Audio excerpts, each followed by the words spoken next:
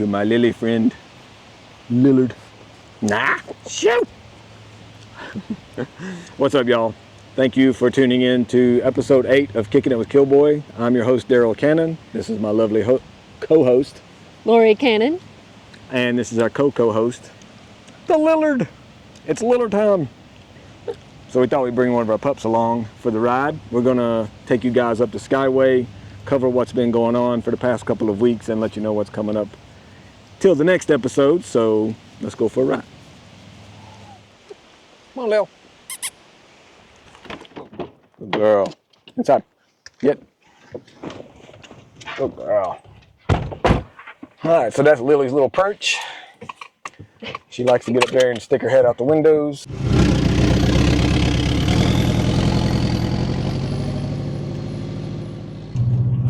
Dogs love cars. It's probably showing up on the 360 camera too. Got a lily head out the window. Till we get going so fast, she can't like process the air going into her nose. What are you doing? All right, so we're approaching the Cherohala Skyway. Lori has dug up some interesting factoids about the Skyway. Your family was involved in the construction of it, if I'm not mistaken, right? Mm-hmm. You know, I have a couple generations of family that played a part in clearing out for the roadway. And even as a kid, I grew up not very far from where we're at right now. And I can remember sitting on the front porch and hearing the blasting that they were doing up at the top to, you know, make way for the road, which was, you know, a really cool memory from when I was a kid. Yeah, it's funny the things that you were a part of, you probably didn't even realize what it was going to become, how big of a deal it would be in your life later on. You just took it for granted that's just a road that they're working on. Yeah, and it was a really big deal. I can remember the first time that we drove through after the road was completed. We took my grandmother over to Tellico Plains, and I can remember her just, you know, being in awe, looking out the windows, which my granny, she loved to ride in a car. She never drove a car. Didn't you say she like never had a license? Yeah, she never had a license. In her 80-some years, she never had a driver's license. Always had someone take her somewhere or walked between the houses. What a life. I want people to drive me around. All right, so we'll get into a few more details of the history of the road a little bit later. But first, we're going to do a recap and kind of go over what's been going on since the last podcast. Memorial Day weekend was a fairly busy weekend. I'd say probably the busiest weekend so far that we've had this year. So we've had an interesting mix of weather, a bit of rain still, some sunshine, and some chilly.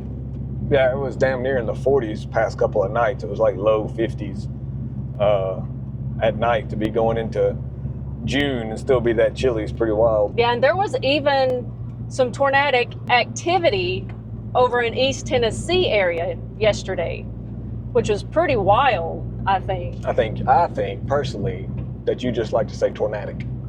Well, yeah, it's a cool word. Who wouldn't want to say it? The temperatures are expected to start warming up soon. Thankfully, it's supposed to be back into the 70s this week. Are you saying you like it when it's hot? Yeah. I like it when it's warm. Yes, I saw that t-shirt one time that said, "Yes, I'm cold 24/7." Like it was some kind of Bible verse or whatever. So I like it when it's hot. Love them 100-degree temperatures out west in that dry heat. Yeah, I'm not a big fan of the cold, but I'm a wuss. I like for it to be in the temperate zone, you know, in that sweet spot. So some groups that we've had in the area. There was a Viper group that was here. Is here. Yeah, at the time of this viewing, it'll be in the past, but at the time of this recording, they were currently pulling into the parking lot. And I got some footage of them with the drone today, actually. We'll drop that in here, I'm sure, show some of the Vipers in the lot. And an unexpected group that we didn't know about that was in the area until like last night was the Vanderhalls. And I think it's fair to say we both have a strong appreciation for the Vanderhall. Yeah, that was one of the funnest little toys that we got to play with when we were working with Wolf Creek Rentals on shooting their vehicles. The Vanderhall surprised me. I'm not a fan of front wheel drive vehicles in general, and that's the only front wheel drive trike in production. Uses a Chevy Aveo drivetrain, and it was really impressive. All the weight's on the front end, so it just works really cool. Wasn't it a 4-cylinder turbo? Right, it's like I said, Chevy Aveo drivetrain, so it's a small 4-cylinder turbo, makes, I forget what it was, just under 200 horsepower, but for such a small vehicle, you know, it works, it's pretty quick. It's not like winning drag races, but it's not slow. And the ones in particular that we got to drive had the little bump shifter on the optional side. Yeah, it had like a little optional manual automatic shifter, so you could make it shift, and it was pretty bad. Like, it takes about a second from the time you give it the input for it to happen, but you learn to adjust and adapt to it. So as you're going into a corner, you just do it a little bit earlier than you might normally would, but it's funny how you adapt to things so quick. That is like a dream vehicle for me now to own one of those. It's like, I feel like James Dean driving it. I could be Jane Dean. All the impracticality of a motorcycle in a car-sized package. That's right. Yeah. So in addition to the Vanderhalls, there was a one-wheel crew that was here. Yeah. And I believe they got a little bit of notoriety by a fairly popular publication, didn't you say? Yeah, Road and Track did a little article. It was their online article. I just saw it like yesterday. I'm not sure they'll be in the magazine per se, but it was pretty cool to see that featured on their online thing, talking about them coming through the tail of the Dragon. And when we tried the Segway one wheel early on, and I just couldn't get the hang of it.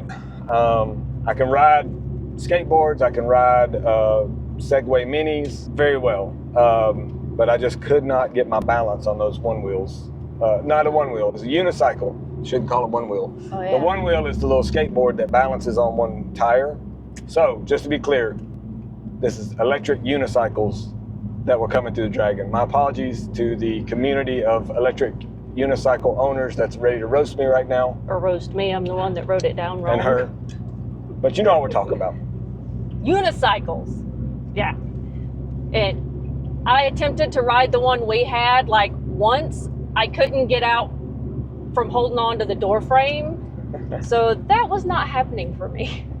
Yeah, so props to those guys for being able to not only ride them, but navigate the Dragon on them. That's pretty cool. Yeah. There was a small group of slingshots here, and there was a couple of interesting ones mixed into the group that had 4 wheels. Yeah, so and I pulled one for the highlights too that came through earlier this week. It was a 4-seater conversion. So I've seen a couple of those. I've seen both. The 4-seater conversion, so it's a longer version of the slingshot, but it's still a 3-wheel vehicle. And then there's also a couple that was at the store that had the 4-wheel conversion. I drove one of those on the Dragon in the damp. It drove okay. I guess I didn't really get a chance to, test the limits of it or anything. It was kind of sketchy road conditions, but I just love the way they look. There's so much. I'm not crazy about the way they look with 3 wheels. The back end looks unfinished or something, but you put that 4th wheel conversion on there and they just look so cool. I love them. Yeah, it was really cool to see 2 of them running together. Fiats and Alphas are here for their spring rally. They're here 2 times a year, and they've been doing that since 2013. I didn't realize that they had been doing it for that long. The Camaros and Firebirds have been out in force, even in the wet weather. When we went to Knoxville the other day, I thought they were doing their parade like record run a couple days early, because it's just like Camaro, Camaro, Camaro, Camaro. And then there was a Mustang tucked in there with them, like trying to sneak in there. It was kind of funny. One of these kids is doing his own thing. Bugging the Dragon air-cooled VWs made their way from Maryville over to Fontana Dam. Today I went down to the store to hang out a little bit and talk about the video for hire service that we do. And on the way there was one pulled over in a parking lot with his front hood up. And I turned around, went back, checked on him. He said he was broke down and couldn't get any signal out. So I took him to the HQ little gas station there between Robbinsville and the Dragon on 129. And he had a front motor conversion on that Bug. So I was like, first thing I did when I pulled up, like, well, there's your problem. You got the motor in the wrong end. Cool old guy, lives in Murphy. Was just going over to hang out with the air cooled Bug crew. And he was, real thankful to get a ride down, but it was no big deal. That's how we take care of each other around here. You know what's up? The Dragon got a haircut. Got buzzed. Got a little trim off the top. It was starting to need it. And it's really cool that when the crew comes through, that they also have a blower and they put forth effort to clean up the mess that it makes, which is really appreciated, I think. Yeah, could be a lot worse than it is. And so that's cool. Thanks, you guys. Something that's going around as of, I believe, this morning is that the Blount County Sheriff's Office and Tennessee Highway Patrol announced that they're going to be working together to reduce accidents on the Dragon. They're planning to increase patrols on the Dragon and other roads in the East Tennessee area as part of their summer safety initiative.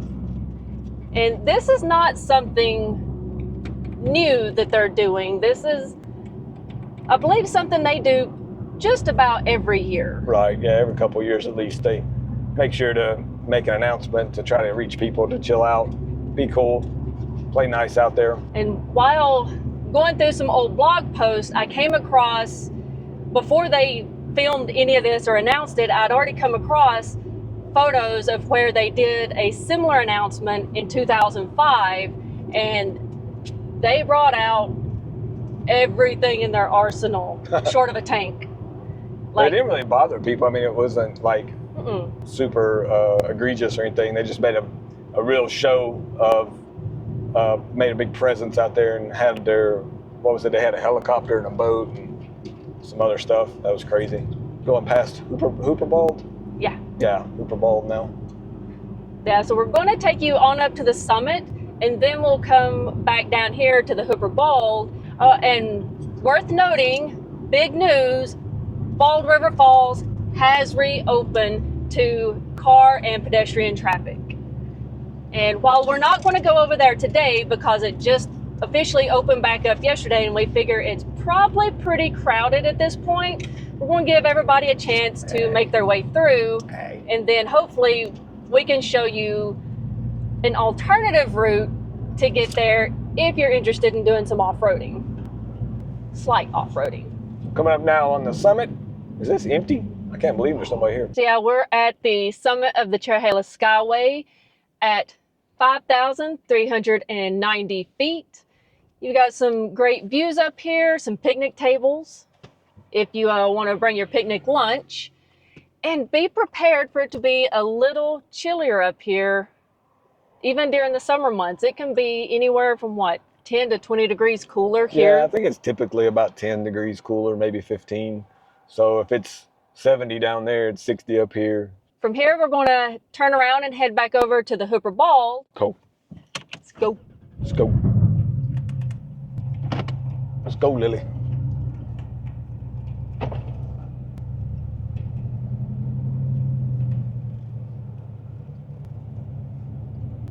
Go, go, go. He was pulling me in. Okay, He sorry. was pulling in. You were right. Yeah, he pulled in. Okay, he didn't have, I couldn't see a turn signal. All I didn't saw was a either. bike pop around the corner. Figures, as soon as you start to go, somebody pops around the corner, you can't do anything about it. So I try to give people room when that happens because I know they don't do it on purpose. You know, if they were already pulling out and I come around the corner, it's like I back off. I'm like, it's cool, I understand, you didn't see me. So here we are turning into the Hooper Bald trailhead. Lily's Lily's on bird alert. Bird alert. You alerting, Lily? Alerting, Lily. So here at the Hooper Bald, it's a rather small parking area, but there is a trailhead where you can go out to the bald of the mountains, I guess you would. The Skyway, yeah. This is the Unicoi Mountains. So, I mean, technically the high point isn't on the road. These points are higher than the road traverses. So the high point on the road isn't, you know, you can go on up a little bit higher. And on these balds, you can see a long ways around you, sometimes 360 degrees. I think Huckleberry's the one that's like the higher one and has better view. It's like a mile hike out to that one, and this one's only like a quarter of a mile. So yeah, if you want to hike out to the Hooper Bald, it'll take you around a half an hour to get out there and back, depending on how much time you want to spend taking in the views, which there is a spot there that I was told as a kid, if you stand there, you can see like 4 states. That's how far you can see, that's how high you are here. There is limited parking, as we said. Dogs are welcome, but they must be on a leash. And if you want to find this trailhead, it's between the 7 and 8 mile markers on the North Carolina side of the Cherohala Skyway. So I think at this point we're gonna cruise on down to the Maple Springs Overlook, which is just off of, you know, the Skyway here. And it's where they host the SCCA Chasing the Dragon Hillclimb series event that happens every year. It used to happen twice a year. I think it only happens once now. So we're gonna head that way and talk about that and some other things that are coming up. So let's get rolling on there. If you've been up here in mid-June, mid to late June, you've probably noticed just some beautiful flame orange flowers, and those are the flame azaleas, which is a species of rhododendron, if I'm saying that correctly, that is native to the Appalachian, am I saying it right? Mountains. Beating yourself up over pronunciations. You're doing good. And they are especially colorful up here on the Cherohala Skyway. An interesting fact is that Graham County, or Robbinsville, was named the Azalea City in June of 2018 by the Azalea Society of America. Whoop, whoop. Which, go Robbinsville. It's really cool that they were recognizing the county's efforts to promote these native flowers in the area that are just absolutely gorgeous whenever they're in bloom. They're not exclusive to this area. They can be seen all along the Appalachian Mountains, from Georgia all the way up into Pennsylvania. And what's special about Graham County is they actually have a festival, which is on June 14th at the local high school from 10 a.m. to 6 p.m. They'll have arts, crafts, food, live music, Cherokee demonstrations, glass blowing demonstrations. They'll be hosting guided hikes up on the Hooper Bald out to see the azaleas, and even going to have an antique tractor show. Cool.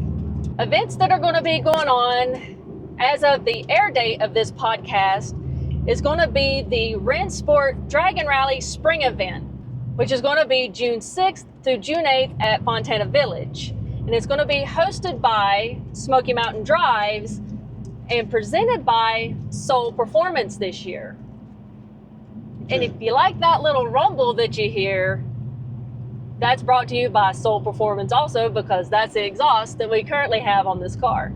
They make some pretty nice exhaust systems for a lot of European cars, and there's several different, what you call like models of exhaust for this one, and this is the one that's sort of their track package that has the muffler delete basically. So we've got the turbo and the catalytic converters still there, killing some of the noise.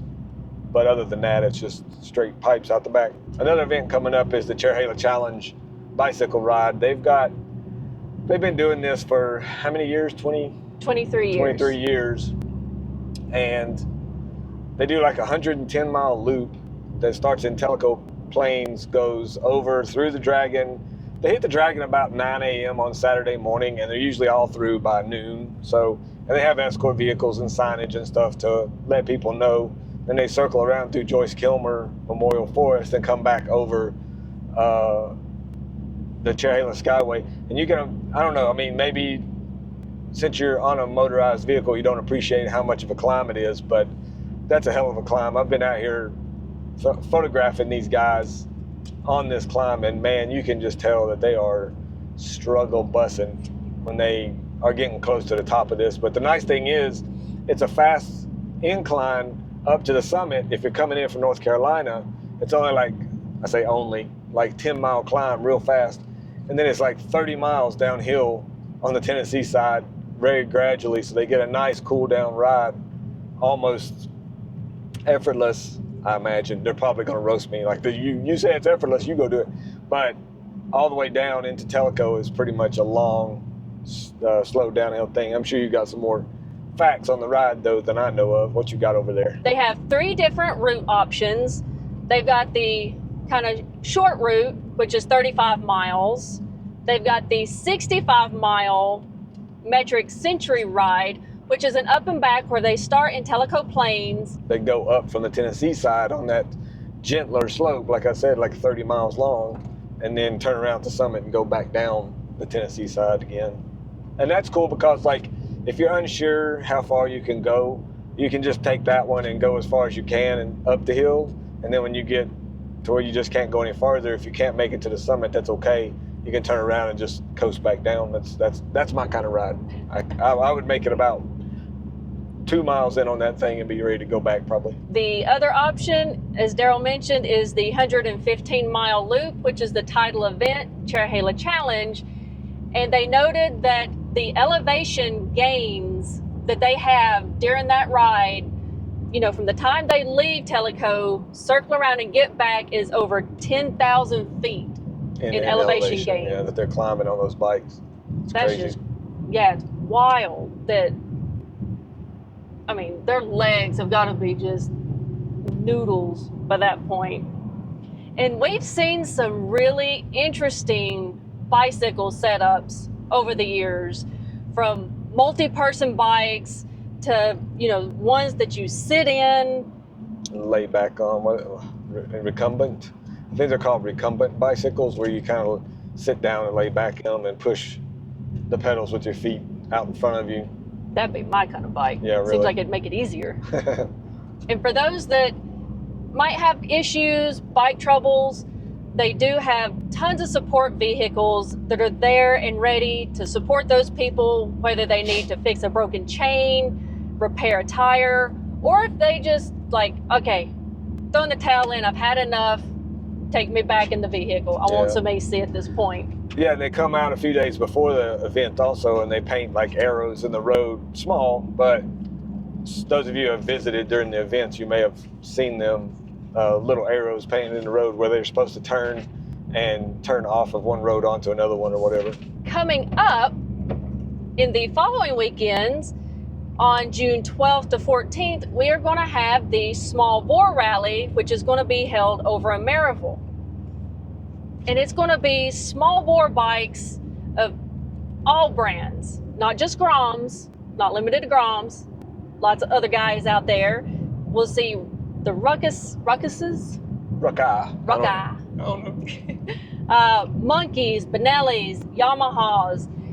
And there were some others there that I couldn't even pronounce the name of. You forgot the big one. You cannot leave out the Kawasaki Z125. Oh, of course, yeah.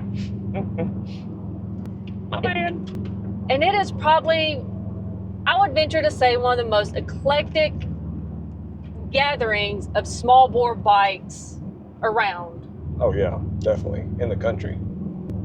It's like you've got stretched, lowered. I don't know if they have any raised ones or not. Yeah, they got like little, they'll off-road them, you know, make them beefed up for off-roading and stuff, the Groms and the Z's and stuff like that.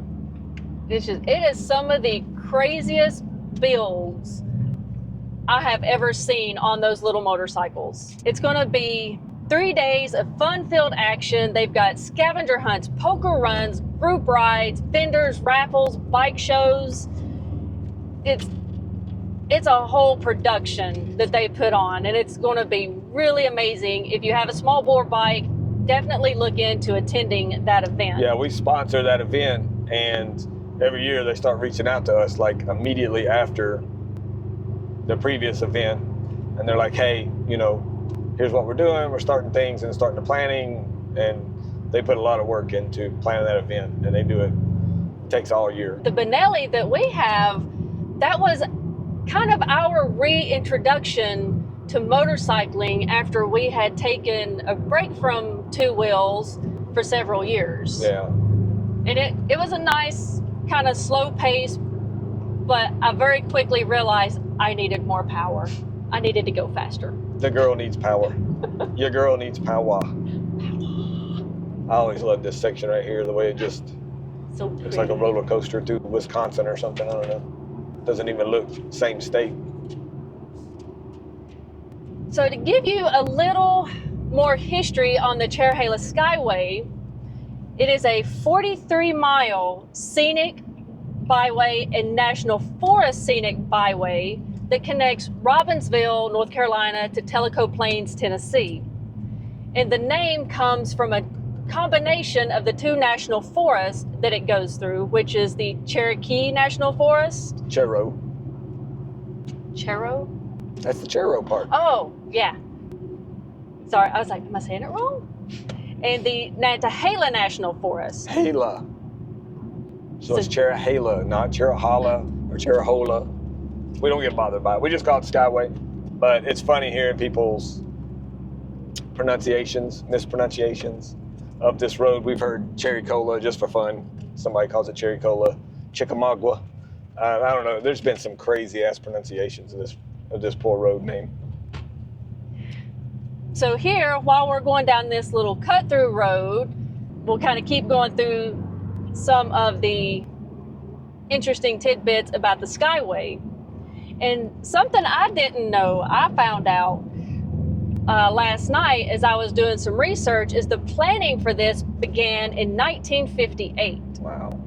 And there's a full write-up on cherohala.com, which we will link. It's a lot more information than I can go through right now. But the road was completed in October of 1996 at a final cost of $100 million. And I think that was just the North Carolina side. If I'm not mistaken, it was the most expensive road in North Carolina at the time. But I'm not sure if that was the whole thing or just the North Carolina side. And wasn't this section that we're getting ready to go on like meant to be part of it, and then they decided to stop and go a different direction or something? I don't know. That may be an urban legend that, you know, this was gonna be the Skyway and then they decided not to go in this direction, which seems completely opposite. I don't know. Maybe you loop around so much it's hard to tell which way you're pointing around here. But yeah, this is a cool little section that dead ends. The North Carolina portion of the Cherohala Skyway is only 18 miles of the 43 total miles of the Skyway.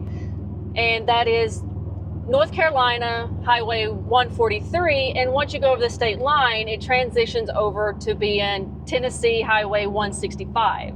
The Cherohala Skyway has been featured as one of Discovery Channel's top 10 motorcycle rides in North America. And with the views up there, I can totally appreciate why they would call it, you know, name it a top ride in America. Yeah, I just recently got another award for being like the best touring road in the country or something by some magazine. I forget what it was. But that just went around also. That's cool. I didn't know about that. Yeah. But make sure you have a full tank of gas and your snacks, because there are no facilities or conveniences along the 43 miles from the time you leave Robbinsville to the time you get to Tellico Plains. Yeah. Yeah, on your own, you cut off. You get up there in the winter, start playing around in the snow. There's not a lot of cell service up there. You can get some in a few places, but it's definitely out there, which is, you know, the cool thing about it. Crossing through the intersection now where Joyce Kilmer Memorial Forest is on the left. It's a short drive down to the trailheads that take you around to the biggest trees on this side of the country. To the right is a shortcut road that goes to 129. It's kind of rough. And now we're starting up Maple Springs Overlook. Yeah, that goes to the Cheoah trailhead is what is up at the end. Oh, they've done a little ditch cleaning up here. Yeah. Stuff fell back there, it looks like. Oh, wow. Big tree fell there. And also coming up toward the middle, end of June, on the 21st and 22nd, is going to be a Cheoah river release, which is the river that runs along Highway 129 as you go from Robbinsville toward Topeka or the Dragon. And we'll have a little more information on that in a future podcast. I think it's fair to say that this road is one of our go-tos or favorites whenever the winter months hit and we know that there's going to be a little bit of snow coming. Yeah, it's not as popular as the Skyway when people want to get out and sort of goof off in the snow, which can be not very, the Skyway itself can be totally empty. But of the people who go to the Skyway, probably only one out of every 50 or so ends up coming up this road, which is right next to the Skyway. And it can be really desolate up here. So I think, have we entered the Hillclimb portion? Yes, I think this is turn one. Yeah, this is turn one with that rock wall right there. So we just went past the start finish line, and we're on the part of the run that they closed down and used for the SCCA Hillclimb. No longer called Chasing the Dragon, just the Dragon Hillclimb, I think. Mm-hmm. Not to be confused with Tail of the Dragon, though. It's not on the Tail of the Dragon. And this year's event is going to be July 26th and 27th. But the first event that they had was in June 2011. And it's a little unique how the SCCA got their start doing the Dragon Hillclimb on this road. They were looking for a new venue. We had been kicking around and had tried to get the county to reach out to the SCCA or somebody to get some kind of competition in this county, motorsports competition going, and Lori spotted that they were looking for a new venue. And so we approached the county and asked them if they were interested in having, a racing event somewhere in this county. And they said, yes, let's get on that. And then the next day, the county reached out to the head of the SCCA in this region. And that following weekend, they were up here scouting roads. And this is one of the roads that we scouted. We also scouted the smoother road on the way between here and Cherohala Skyway. But they actually like that it's kind of rough. It's supposed to be a more of a rally test of your suspension. If you want smooth, go to the racetracks, as they would say. And it's the part where they set up, this is about halfway, and they set up ambulance and spectating in that pull-off on the right. And so they'll have a pretty quick response capability with the medical in the middle of the run, basically. The course that they do here is 2.3 miles, which I believe that's one of the longer courses, isn't it? Yeah, they said that most of their hill climbs are on like 1 mile stretches, and so this was one of the longer ones. It's not the most technical. It's only got a few curves that are kind of tricky. One of them is named after Lori. Actually, it was called Lori's Lefty. It's a decreasing radius, so as you go around it, it tightens up, and it's in between some rock walls, basically, so you can't see through the turn. It's like one of the closest, really the only close call I've ever had while photographing an event was during one of the hill climbs. Yeah, the dude lost it and slid right into the guardrail right in front of you, didn't he? Yeah, it's, I always stay vigilant. I was behind a guardrail. I had my outs scoped out already, and there was this little open wheel car. I don't remember what kind it was. Like a little Indy car or something, yeah. Yeah, and I could tell the guy, he's turning the wheels, but the vehicle's not turning the way he's telling it to. Straight. And you see just like photo, and then tree, sky.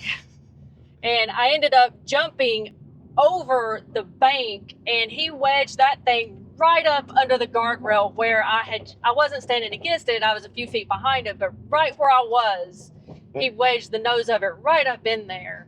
And so you got to stay on your toes and be ready to just maneuver and jump out of the way. So here's the finish line. Normally they paint the road right here, and then they use this straight section to sort of cool down, slow down, still going uphill.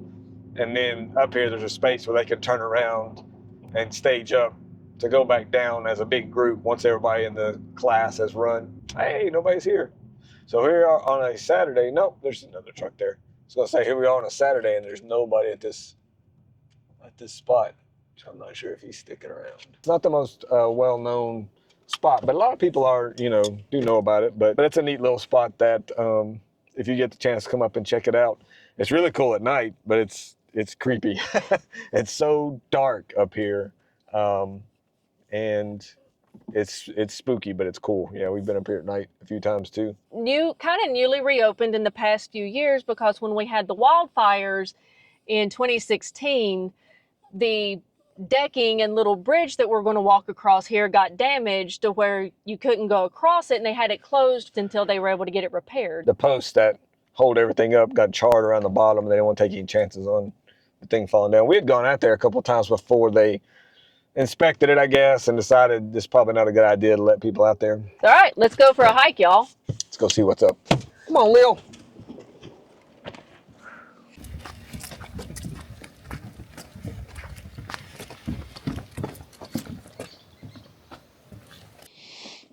So here's the little walkway patio path thing going out to the overlook that they built when they kind of refreshed it after the fires. And then, yeah, you get to take a choice here, left or right.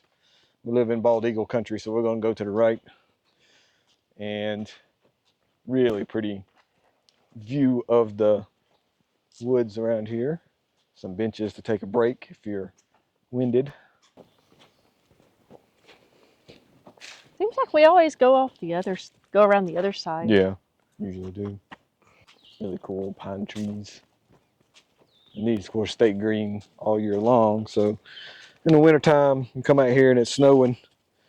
The trees are popping out of the snow. It looks pretty cool. They've been out here trimming them or something, I guess. The wind might have done a nature's haircut. Yeah, true. So pretty. Lily, not under my feet, man.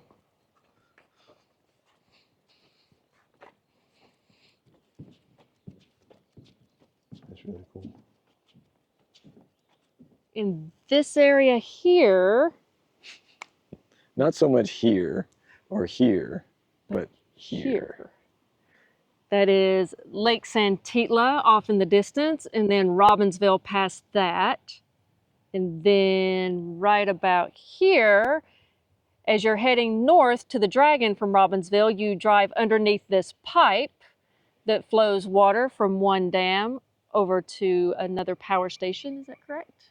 Yes. Yeah, it flows over to the power station that you can see off of Highway 28. And then the pipe goes across again, like right around in there. 129's down here somewhere. Wee, wee, wee, wee, wee, wee. And then finally, behind those trees that are blocking our view a little bit is going to be the Dragon and Maryville areas. And as you can see from today, why they call it the Smoky Mountains, because they are really living up to their name right now. Thousands of dollars in camera equipment, uses cell phone to get better footage. Shut up. It's really good. It's a Samsung. Ooh, bald eagle? Nope. Hawk. False alarm. And there used to be a big tree that was in the middle of this deck. Can we find some more pictures of that? Yes. Nice. We'll find some more pictures of that and put those in there too. I'm gonna go fly the drone a little bit once this wind dies back down. Just as I say it's calm. All right, check this out.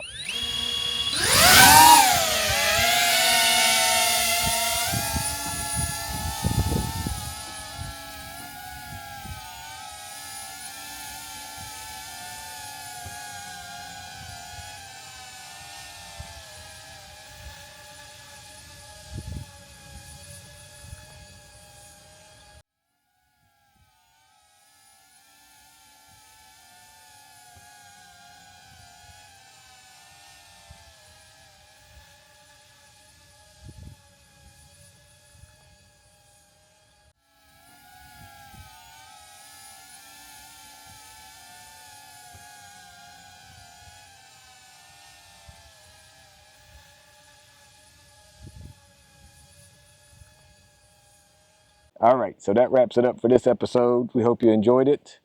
We're going to give you some links and reminders of who to check out down in the description below. Lori, take it away. So don't forget, Bald River Falls has reopened. You can check that out now in their new pedestrian walk. Tail of the Dragon for their event calendar. Killboy Cabins at Fontana Village. You can book them through the link on our website. And if you're looking for a drive in the area, check out Smoky Mountain Drives. And as always, Killboy.com for your dragon photos. Later, y'all! Bye!